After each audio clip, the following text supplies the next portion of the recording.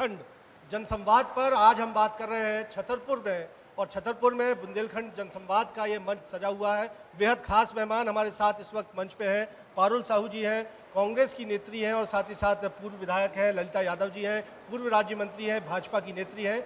अर्चना गुड्डू सिंह जी हैं जो कि भाजपा की नेत्री हैं और छतरपुर की पूर्व नगर पालिका अध्यक्ष हैं। तो तीनों खास मेहमानों का मैं चाहूँगा कि ज़ोरदार तालियों से स्वागत यहाँ इस मंच के ज़रिए किया जाए। और सीधा सवाल हम सबसे पहले बीजेपी से लेना चाहेंगे और ललिता यादव जी से मैं पूछना चाहूँगा, क्योंकि हमने देखा कि सियासत कहीं ना कहीं आकर महिलाओं के इर्द गिर्द घूम रही है। और लाडली बहना योजना की हम बात करते हैं तो 1000 रुपये जो आपको आर्थिक सहायता आपकी ओर से दिया जाना है, लेकिन एक सवाल बार बार उठ रहा है कि जिस पॉलिसीज़ के खिलाफ बीजेपी जाती थी, मतलब हम दिल्ली में फ्रीबीज की पॉलिटिक्स के आरोप आप लोग लगाते थे केजरीवाल सरकार पर, लगभग कमोबेश उसी स्थिति पर फ्रीबीज की पॉलिटिक्स यहाँ पर आ रही है। इस आरोप को किस तरह से देखते हैं? ललिता यादव जी, मैं चाहूँगा आप जवाब दें। देखिए, भारतीय जनता पार्टी की, हमारी मध्य प्रदेश की शिवराज सिंह चौहान की सरकार ने बहुत ही जन कल्याणकारी और महत्वपूर्ण योजनाएं लागू की हैं। लागू नहीं बल्कि उसका क्रियान्वयन हुआ है। अभी जो लाडली बहना योजना जो मध्य प्रदेश सरकार की एक अनूठी योजना है, इसमें 1,25,00,000 महिलाओं के रजिस्ट्रेशन हो चुके हैं और 10 तारीख को हमारे प्रदेश के यशस्वी मुख्यमंत्री माननीय शिवराज सिंह चौहान जी बहनों के खातों में पैसे डालेंगे। जी, डीबीटी के जरिए इस योजना का लाभ दिया जाएगा। सवाल ललिता जी यही था कि फ्रीबीज की पॉलिटिक्स को क्या बढ़ावा मध्य प्रदेश में आप नहीं दे रहे हैं? देखिए, ऐसा है कि हमारी सरकार ने सभी वर्गों को थाम के काम किया है। आपने महिलाओं की बात कही, आपने और वर्गों को लेके बात कर रहे हैं और किसानों की बात कर रहे कहें हम तो किसानों को अभी देखिए आप, हमारे जो डिफ़ाल्टर किसान थे, डिफ़ाल्टर किसानों को हमारी सरकार ने कम से कम करोड़ों की राशि उनके खाते में डाली है ताकि हमारे किसान डिफाल्टर न रहें। आप इसको सियासत का सही पैटर्न मानती हैं? संक्षेप में जवाब चाहूँ। देखिए, बात सियासत की नहीं है। हमारी सरकार वोट की राजनीति नहीं करती है, तुष्टीकरण की राजनीति नहीं करती है। हमारी सरकार समाज क्षेत्र में लोगों के, जनता के हित में काम करती है। सामाजिक कल्याण के लिए इस योजना को क्रियान्वित करने की आप बात कह रही हैं। पारुल साहू जी हैं, पूर्व विधायक हैं, कांग्रेस पार्टी की बड़ी नेत्री हैं। आप किस तरह से लेते हैं, क्योंकि अगर वो 1000 दे रहे हैं तो 1500 तो आप भी दे रहे हैं, क्या कहेंगे इसको लेकर? First of all I thank IBC for inviting me here. Thank you.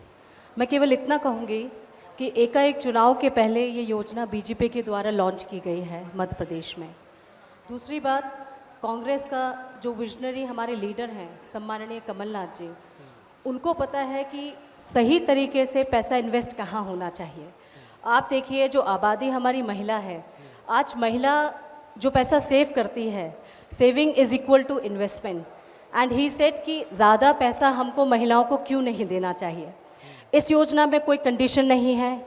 इस योजना में 18 साल से अनलिमिटेड जो भी एज है, 60 से ऊपर भी है, तो उन महिलाओं को इसमें लाभ मिलेगा।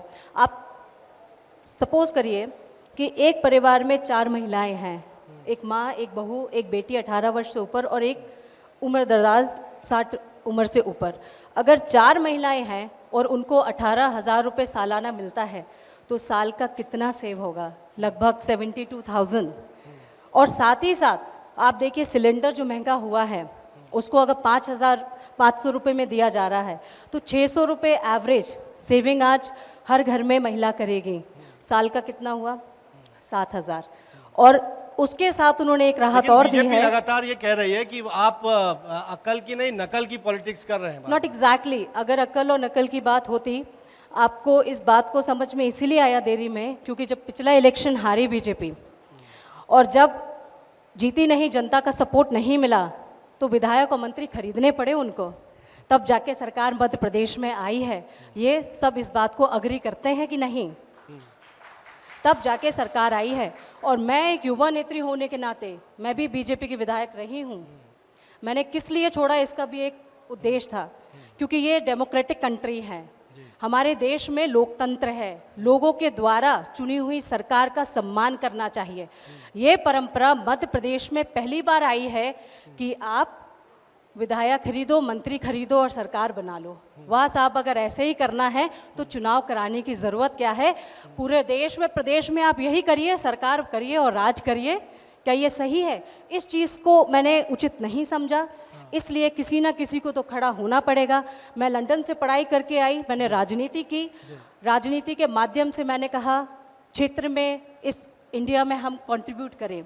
जाहिर सी बात है, फिर आपको चुनाव मैदान में देखा जा सकता है और देखना होगा कि आपकी कांग्रेस पार्टी जिन वचन पत्र को लेकर आ रही है उसको लेकर किस तरह आगे बढ़ेंगे। अर्चना गुड्डू सिंह जी हैं जो कि कांग्रेस की नेत्री हैं, उनसे मैं बात कर लेता हूं। माफ़ कीजिएगा, बीजेपी की नेत्री है, पूर्व नगर पालिका अध्यक्ष है और भारतीय जनता पार्टी से आती हैं। पिंक वचन पत्र कांग्रेस जारी करने जा रही है। हमने जैसे कहा कि सियासत के केंद्र में इस बार महिलाएं नजर आ रही हैं। 12 जून को प्रियंका गांधी, कांग्रेस की राष्ट्रीय महासचिव का जबलपुर दौरा है। कहा जा रहा है कि महिलाओं के लिए बड़ा वचन दिया जाएगा। कितना बड़ा असर होगा इसका? क्योंकि ऐलान महाकौशल में होगा लेकिन असर बुंदेलखंड और पूरे मध्य प्रदेश में हो सकता है। सबसे पहले आपको नमस्कार और यहाँ सभी को मेरा प्रणाम। और देखिए, मैं बुंदेलखंड की बात करूँ अगर, तो बुंदेलखंड में महिलाओं की स्थिति अच्छी नहीं थी, ये आपको भी पता है। और अगर बात करती हूँ कांग्रेस सरकार की, जब यहाँ कांग्रेस की सरकार हुआ करती थी, हम भली भांति जानते हैं, क्योंकि जो हमारे यहाँ बुजुर्ग व्यक्ति बैठे हैं वो भी बताते हैं और हमने भी वो समय देखा है। और बुंदेलखंड में जो महिलाओं की स्थिति थी, हम धरातल पे जाते हैं, हम सरफेस पे जाते हैं, हम काम करते हैं।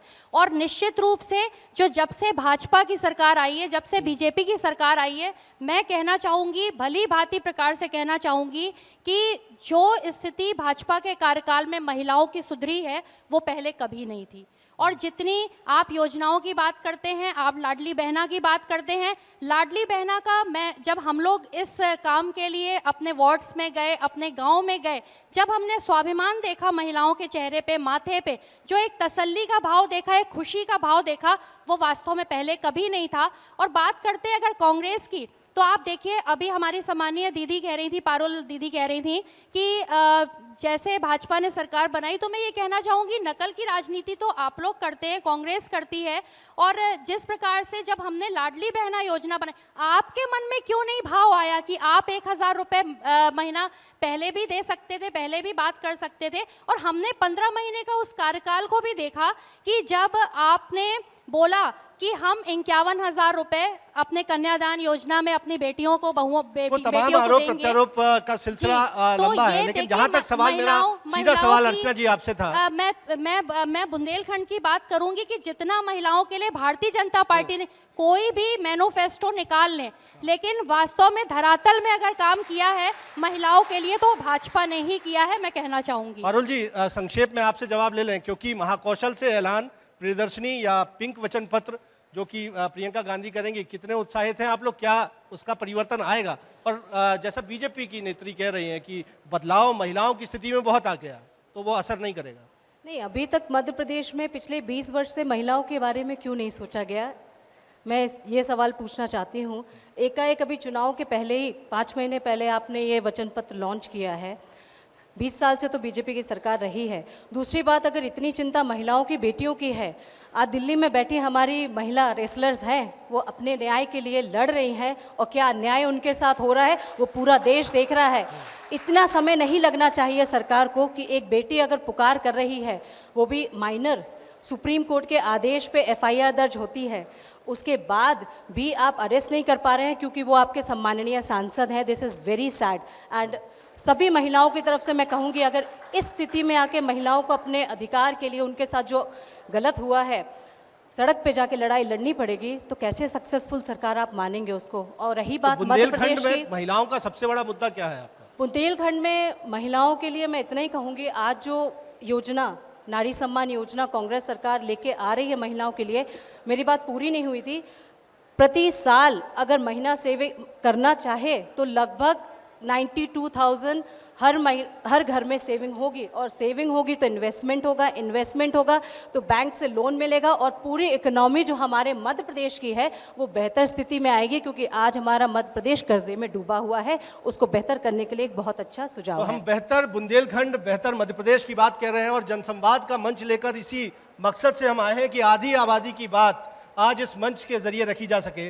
पूर्व राज्य मंत्री ललिता यादव जी से हम सीधा मुखातिब हो रहे हैं, क्योंकि हम देखते हैं कि अगर परंपरागत तौर पर बुंदेलखंड की जो तस्वीर बनी, भले उसमें अशिक्षा, कुपोषण, महिलाओं पर अत्याचार की स्थिति में अगर हम देखते हैं, बहुत ज़्यादा स्थितियां बदली नहीं, लेकिन अब मौजूदा दौर पर जल संकट भी एक बड़ा इशू यहाँ पर रहा है, और उसको सीधे तौर पर महिलाओं को उससे परेशान होना पड़ा है। अगर जल संकट होता है तो महिला वर्ग जो है सीधे तौर पर उससे प्रभावित होती है।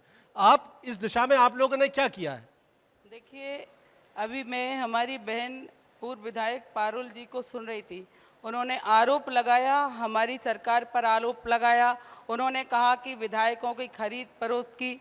मैं पारुल जी से जानना चाहती हूँ कि हम तो विपक्ष में थे, कांग्रेस की सरकार बनी थी, और ज्योतिरादित्य सिंधिया जी चुनाव मैदान में गए थे, उनने वादे किए थे।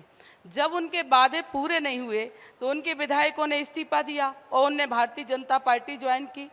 तो हम इस आरोप को कैसे स्वीकार कर सकते हैं? उनके कहीं ना कहीं ज्योतिरादित्य सिंधिया का एक महत्व था, और उन्होंने कहा था कि अगर जनता की जनभावनाओं के अनुरूप अगर सरकार काम नहीं करेगी तो हम सड़क पे उतर जाएंगे। देखा तो किन स्थितियों में मध्य प्रदेश की सत्ता बदली और बीजेपी फिर से बदली, सत्ता में काबिज इसके हुई। बाद भी अभी पारुल जी हमारी बहन ये भी कह रही थी, नारी सम्मान योजना के जो फार्म भरे जा रहे हैं, इन्होंने कहा 500 रुपये रसोई गैस सिलेंडर पर हम देंगे। मैं पूछना चाहती हूँ कि राजस्थान में और छत्तीसगढ़ में आपकी सरकार है, उसमें आपने वादे किए थे कि हम 500 रुपये रसोई गैस सिलेंडर में छूट करेंगे, लेकिन छूट नहीं की। और मैं ये भी कहना चाहती हूँ, ये नारी सम्मान योजना है जो चुनाव के पहले, जो जिस तरह से अभी हमारी अर्चना जी ने कहा कि नकल निश्चित की है, चुनाव के पहले जो फार्म भरे जा रहे हैं, मैं इस मंच से कहना चाहती हूँ ऐसा कोई नहीं करता कि सरकार तो अभी बनी नहीं है, आप फार्म भरना शुरू कर दिए। तो एक बुंदेलखंड है, चूँकि आपने बुंदेलखंड की बात कही, बुंदेलखंड में एक कहावत है कि नल लड़का को दिया कहने ना सोनो होने, ना इनकी सरकार बनना है ना महिलाओं को पैसे मिलना है। मैंने तो महिलाओं को आप इतने श्योर कैसे हैं? बिल्कुल सही कह रही हूँ, ये होना ही नहीं है। उन वचन पत्र की अगर बात करूं तो पूरा माननीय पूर्व मंत्री मुख्यमंत्री कमलनाथ जी का पुलंदा रखा हुआ है। उनने वादे किए तो थे कि बेरोजगारों को 4,000 का भत्ता देंगे, उनने वादे किए थे कि किसानों का कर्ज माफ संक्षेप में करेंगे। जवाब ले लेते हैं पारुल जी से, कांग्रेस। बुंदेलखंड में यहाँ पूरी जनता यहाँ बैठी हुई है। आप मुझे बताइए, बुंदेलखंड की जनता में जितनी यहाँ पे जो बेरोज़गारी है, कोरोना काल में आपने देखा होगा हमारे बुंदेलखंड से कितने मजदूर और युवा साथी दूसरे राज्यों में जाके रोज़गार के लिए तरसते हैं। आज भी बुंदेलखंड में ऐसे कई गांव हैं जहां पे कोई अपनी बेटी नहीं ब्याहना चाहता क्योंकि वहां के लड़कों के पास काम नहीं है। इस बात का जवाब क्यों नहीं देते हैं कि पिछले 20 साल से तो हमारी सरकार है, क्या हमारे युवाओं के लिए एक भी रोज़गार पैदा नहीं कर पाए आप? हमारे यहाँ घोषणा हुई थी कि IT पार्क बनेगा, बुंदेलखंड में घोषणा हुई थी कि केचप फैक्ट्री खुलेगी, बुंदेलखंड में घोषणा हुई थी कि हमारे इन्वेस्टर मीट होगी, हज़ारों करोड़ों का इन्वेस्टमेंट होगा, लेकिन हुआ क्या? वो सब भूल गए। कई मंत्री हैं यहाँ बुंदेलखंड में, सेंटर में भी हैं, राज्य में भी हैं। आप मुझे बताइए कि किसी मंत्री ने सुध ली क्या आपकी? एक मंत्री हैं जो दान और दहेज से उनको फुर्सत नहीं मिलती, उनके बारे में हम क्या कहें? तो युवा जो बेरोजगार हैं, कांग्रेस की ओर से उठाई जा रही है कि असल मुद्दों को छोड़कर आप दीगर मुद्दों पर सियासत करते हैं, और ये असल तस्वीर अगर हम बुंदेलखंड की कहें, वो तस्वीर बदलने की बजाय या तो धार्मिक मुद्दे उछाले जाते हैं या इस तरह का इशू उठाया जाता है। नहीं भाई साहब, आप पहले मैं एक क्वेश्चन का जवाब देना चाहूँगी कि आपने कहा कि लाडली बहना क्यों याद आई चुनाव के जस्ट पहले। तो चुनाव के जस्ट आप पहले भी उठा के देख सकते हैं कि इतनी महिलाओं के लिए जो योजनाएं बनी हैं वो सालों से बनी हैं, और भारतीय जनता पार्टी की सरकार महिलाओं के विषय में काफ़ी अच्छा काम कर रही है। और आज जब हम गांव में जाते हैं, वार्ड में जाते हैं, तो महिलाएं भारतीय जनता पार्टी का दामन थामे हुए हैं। चुनाव होना है, इसलिए- फिर से वो जनता या महिला मतदाता भी आपसे सवाल पूछेंगे बिल्कुल। उस जल संकट की समस्या से को सुलझाने के जल लिए क्या किया संकट के सरकार लिए ने? अगर मैं बात करूं तो मैं छतरपुर नगर पालिका अध्यक्ष रही हूं और अमृत परियोजना को मैं यहां लेके आई, जहां पे 25,000 घरों में पानी देने का काम हमने किया। क्योंकि आपको बताऊं, और अगर कोरोना काल की बात करूं, कोरोना काल में भी हमारे प्रधानमंत्री जी, हमारे मुख्यमंत्री जी, जिन्होंने तत्काल सरकार बनाई थी और उन्होंने जो एक ऐतिहासिक फैसले लिए कोरोना काल में, आप जानते हैं, आप तो पारदर्शिता के साथ हैं, आप तो मतलब कहना चाहिए पत्रकार है, आपको तो सारी चीज़ें दिखती हैं। आपको मुझे बताने की आवश्यकता नहीं है कि प्रधानमंत्री जी ने वेंडर्स के लिए, महिलाओं के लिए क्या कुछ नहीं किया। हमारे मुख्यमंत्री जी ने कोरोना काल में कितना कुछ किया। तो ये जितने भी काम किए हमारी भारतीय जनता ललिता पार्टी जी, की सरकार ने बुंदेलखंड किए। एक्सप्रेस वे भी केंद्र सरकार के सहयोग से यहाँ बनना है और केन बेतवा लिंक परियोजना, ये दो उपलब्धियों को लेकर आप जनता के बीच में जा रहे हैं। क्या इसका पॉलिटिकल माइलेज मिलेगा आपको? देखिए, केवल एक परियोजना नहीं, हमारी कई उपलब्धियों को लेकर हम जनता के बीच में जा रहे हैं। जैसे बुंदेलखंड एक्सप्रेस वे की बात करें, हम केन बेतवा लिंक परियोजना की बात करें, हम मेडिकल कॉलेज की बात करें, हम यूनिवर्सिटी की बात करें, हम सड़कों की बात करें, जल जीवन मिशन के तहत घर घर टोंटी से आज हमारी बहनें गांव में पानी भर रही हैं। कांग्रेस की सरकार ने 50 साल तक राज किया, तब तक महिलाओं की याद नहीं आई। ये बुंदेलखंड है, ये वो बुंदेलखंड है, मैंने इस बुंदेलखंड में देखा है, महिलाएं बाहर नहीं निकल पाती थी, और निकलती थी तो चप्पल अपने हाथ में लेकर के चलती थी। आज हमारा बुंदेलखंड है, 25% की आबादी की महिलाएं हमारी सरपंच हैं, नगर पालिका की पार्षद हैं, और सम्मान से निकल रही हैं, सम्मान से जी रही हैं और समाज सेवा भी कर रही हैं। पारुल जी, जवाब सीधे तौर पर ले लेते हैं। वो कह रहे हैं कि बुंदेलखंड बदल रहा है, और लेकिन आप जो तस्वीर चुनाव में जनता के बीच में ले जाना चाहते हैं, वो बुंदेलखंड की वो तस्वीर नहीं है, वो आपके शासनकाल की थी। क्या एग्जैक्टली देखिए, आपको भी जानकारी होगी बुंदेलखंड में जो विकास हुआ है। आप बुंदेलखंड पैकेज के बारे में आपने सुना होगा, जिसमें लगभग 6,500 से 7,000 करोड़ मिला था। वो कहाँ से आया था? केंद्र सरकार से राहुल गांधी जी के द्वारा ही बुंदेलखंड में वो 7,000 करोड़ आया था, जिसके माध्यम से नल जल योजनाएं, कई सिंचाई परियोजनाएं, आज जो यहाँ बुंदेलखंड में पानी की समस्या सॉल्व हुई है, उसका कहीं ना कहीं श्रेय बुंदेलखंड पैकेज को जाता है, जो माननीय राहुल गांधी जी ने दिया था। उसके अंदर हमारे जितने बड़े बड़े वेयर हाउसेज हैं, आप देखिए, जो मंडियों की सौगात मिली है वो बुंदेलखंड पैकेज के तहत मिली। इस बात को आप क्यों भूल जाते हैं? क्योंकि 20 वर्ष से तो स्टेट में बीजेपी की सरकार है, जब केंद्र में थी तब ये सौगात राहुल गांधी जी ने दी, लेकिन आज जब सेंटर में भी हमारी सरकार है, तब कौन सी बड़ी सौगात बुंदेलखंड को मिली, उस बात को बताया ये दो जाए। योजना है, बुंदेलखंड एक्सप्रेसवे और केन बेतवा लिंक परियोजना, इसे मास्टर स्ट्रोक बता रही है बीजेपी। बिल्कुल नहीं, मैं केन बेतवा, इन्होंने अभी घोषणा की है, घोषणाओं के नाम पे मैंने कई बात कही है। आईटी पार्क की घोषणा कितने वर्ष पूर्व हुई है, क्या आज तक पूरी हुई? जवाब दीजिए इसका। कोई भी फैक्ट्री जिसके बारे में इन्वेस्टर मीट हुई, आज यहाँ पे आई, आज भी युवा बेरोजगार घूम रहा है, उन युवाओं की बात क्यों नहीं की जाती? दूसरी बात मैं यही कहूँगी कि जिस तरह से वादे करके भूल जाने वाली राजनीति चल रही है, अब जनता समझ चुकी है उसको हमें ओवरकम करना होगा। और साथ ही साथ जो केन बेतवा की बात आप कर रहे हैं, मैं सरकार से आग्रह करूँगी, दीदी भी हमारे बीच में हैं, आप सबको पता है Ken Betwa is a link between 2 rivers, okay. इसमें डूब क्षेत्र में काफ़ी हमारा फॉरेस्ट एरिया आएगा। मैं रिक्वेस्ट करती हूँ सरकार से, इसको शुरू करने से पहले आप साइंटिफिकली उसकी रिसर्च कर लीजिए, एनवायरमेंटल आप स्टडी कर लीजिए, क्योंकि जोशीमठ में जो हुआ वो किसी से छुपा नहीं है।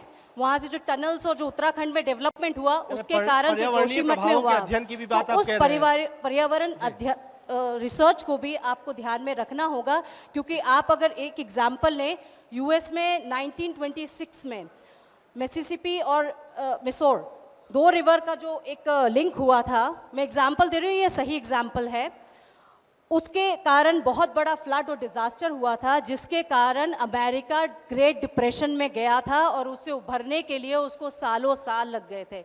हम अपेक्षा करते हैं कि सरकार अगर इस योजना पर काम कर रही है तो उसके साइंटिफिक और या इन्वायरमेंटल जो इश्यूज हैं उस पर भी जरूर ध्यान दिया जाएगा। लेकिन अर्चना जी, आपसे भी मैं बात करता हूँ, ये लगातार ये विषय कांग्रेस पुरजोर तरीके से यहाँ पर उठा रही है कि रोजगार बढ़ाने के मोर्चे पर आपने बहुत कुछ नहीं किया, यहाँ पलायन की समस्या बरकरार है, साथ ही साथ पुरानी घोषणाएं, मसलन आईटी पार्क वो कब जमीन पर ये आएगा? जनता तो पूछेगी लगातार आपसे। लगातार जो आरोप लगा रहे हैं, ठीक है, कोई बात नहीं। 15 महीने इनको भी समय मिला था, चाहते तो ये भी शुरुआत कर सकते थे, चाहते तो ये भी, लेकिन तब क्यों हाथ पे हाथ रख के बैठे रहे? मैं इनसे पूछना चाहती हूँ, क्यों ये हाथ पे हाथ? तब भी ये कर सकते थे। हमारा मेडिकल कॉलेज जो हमको मिला, उठाकर इनकी मंत्री जी लेके गई। इसके असली कातिल तो यही है। अगर बुंदेलखंड की बात की जाए, खास बात करूंगी छतरपुर की, अगर छतरपुर में मेडिकल कॉलेज मिला था तो विजया लक्ष्मी साधो जी यहाँ से उठा के लेके गई, क्योंकि वो सम्मानीय स्वास्थ्य मंत्री थी। तो कई चीज़ें इनको भी मौका मिला था। 15 महीने का कार्यकाल बहुत होता है, चाहते तो ये युवाओं के बारे में और सब सोच सकते थे, लेकिन तब क्यों नहीं सोचा? आरोप लगाते हैं। कहीं कम होता है 15 महीने का कार्यकाल। और मैं इतना कहूँगी, बुंदेलखंड में मेडिकल कॉलेज छतरपुर में है, दूसरी जगह है। मध्य प्रदेश में कहीं भी मेडिकल कॉलेज आए वो अच्छी बात है, वो अच्छी बात है, दूसरी लेकिन मैं बात तो मैं ये छतरपुर कहूँगी, की आज पर्टिकुलर सागर में बात भी कर रही हमारे मेडिकल कॉलेज है और सरकारी अस्पताल है। आप मीडिया के माध्यम से ही मुझे पता चलता, आए दिन वहाँ डॉक्टर्स नहीं हैं, सरकारी स्कूल में टीचर्स नहीं हैं। केवल इमारत बनाने से, इंफ्रास्ट्रक्चर बनाने से नहीं होगा, हमें काबिल डॉक्टर भी चाहिए। और अगर आप डेवलपमेंट की बात करते हैं तो ये डेवलपमेंट, आज जो टैक्स हमारी सरकार ने आम जनता की जेबों पे भार डाला है उसके कारण ही हो पा रहा है। क्योंकि पहले जो जीडीपी थी 2014 से पहले वो 10 से पार होती थी और टैक्स कम होता था। आज की तारीख में जीडीपी हमारी कम है लेकिन टैक्स भरपार है। तो ये आम जनता जो सफ़र कर रही है उसके लिए भी हमें राहत देनी पड़ेगी। और टैक्स जो लिया जा रहा है, इन्फ्लेशन, जो महंगाई तेज़ी से बढ़ रही है, उसके लिए आप क्या करेंगे? ललिता जी, महंगाई भी मुद्दा, महिलाओं की बात कर रहे हैं हम, आधी आबादी की, घर का बजट महिलाएं संभालती हैं। पहले तो मैं पारुल जी, हमारी बहन से पूछना चाहती हूँ कि अभी आप कह रही थी कि राहुल गांधी जी ने पैसा भेजा था, तो राहुल गांधी क्या? अरे तो राहुल गांधी क्या थे? आप हमें जवाब तो दीजिए, बताइए तो। प्रधानमंत्री थे, मुख्यमंत्री थे, क्या थे आप बताइए। दूसरी बात, एक मिनट, आपकी ही सरकार में आपके पूर्व प्रधानमंत्री राजीव गांधी जी ये कहते थे कि हम दिल्ली से 100 रुपये भेजते हैं और यहाँ आते आते 15 पैसे बचते हैं। अब आप बताइए, हमारी सरकार, हमारे प्रधानमंत्री माननीय नरेंद्र मोदी जी ऑनलाइन पैसे भेज रहे हैं। अब इसका जवाब दीजिए। और आपने कहा राहुल गांधी ने पैसे भेजे, तो राहुल गांधी का मेरे समझ से परे है। राहुल गांधी क्या? दीदी का मैं सम्मान करती हूँ, उन्होंने अपना पक्ष रखने की कोशिश की, नहीं, कांग्रेस कोशिश से पार्टी नहीं है जी। देखिए, राशि प्रधानमंत्री आवंटित करते हैं, मुख्यमंत्री या कुछ।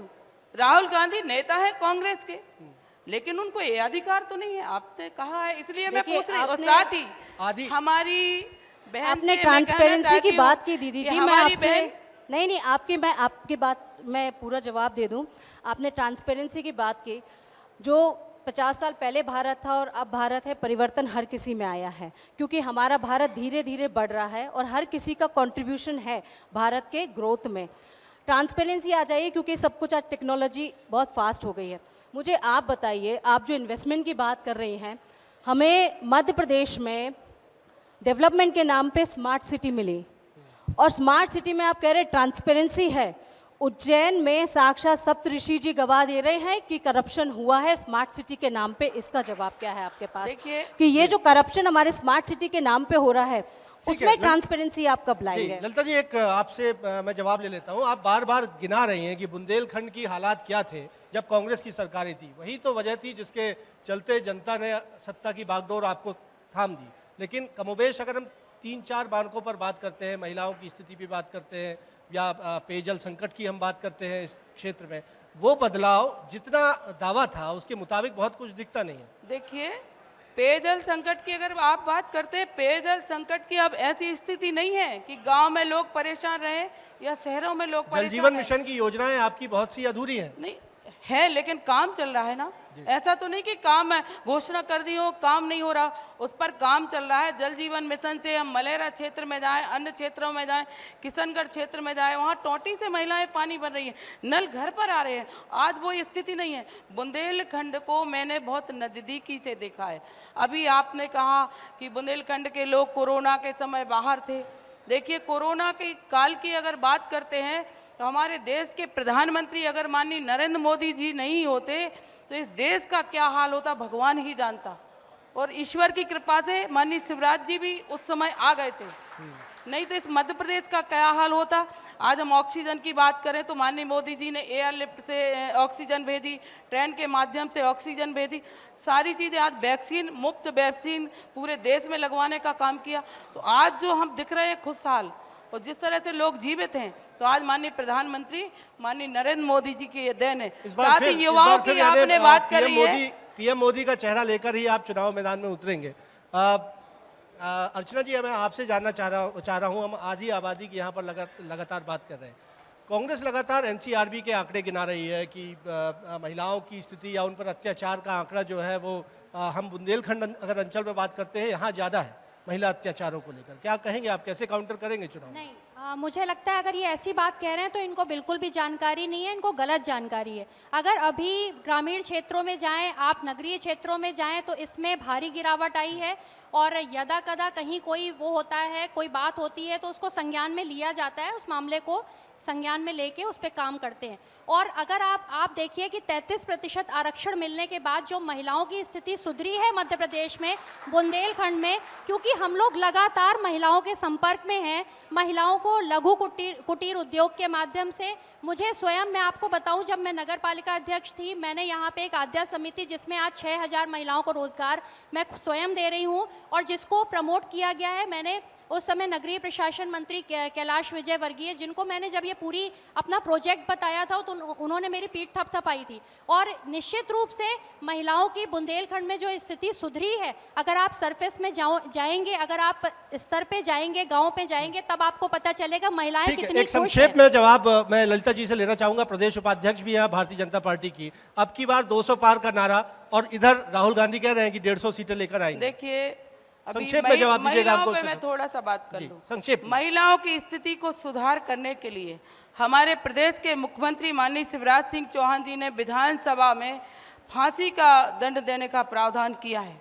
ये बहुत ऐतिहासिक है। आप बाद में जवाब दीजिए मैं भी प्लीज। थी उसी में, मैं भी थी और मैंने भी सहमति की थी कि जो आप अपराध भी अगर थी बेटियों के उसमें। लिए होते, और यही मैंने प्रस्ताव भी रखा था और माननीय मुख्यमंत्री जी ने उसको सहमति भी जी, दी जी, थी। ठीक है। इसको मैं तो और महिलाओं दूसरी के बात, मुद्दे पर अगर हम कहें तो बुंदेलखंड के तमाम सियासतदान, खासतौर पर महिला नेत्रियां खुलकर अपनी बात रख रही हैं और सबका फोकस आधी आबादी पर ही है, सब बेहतरी चाहते हैं। और इन्हीं हालातों के बीच में लगातार चुनावी मंजर जो है मध्य प्रदेश में बुंदेलखंड में दस्तक दे रहा है। अंजाम क्या होगा ये देखना लाजमी होगा, लेकिन जनसंवाद के इस मंच से बुंदेलखंड में आधी आबादी के विषयों को जानने समझने की कोशिश हमने ज़रूर की है। फिलहाल इस सत्र में जनसंवाद बुंदेलखंड में इतना ही, लेकिन अगले सत्र में हम नए सियासतदानों से, नए पैनल से मुखातिब होंगे। फिलहाल नमस्कार।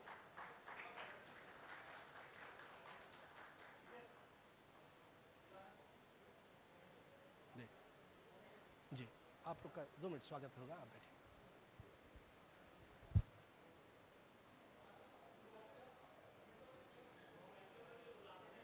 हाँ, मैं गुजारिश करूंगा हमारे सहयोगी की नवीन सिंह से मैं गुजारिश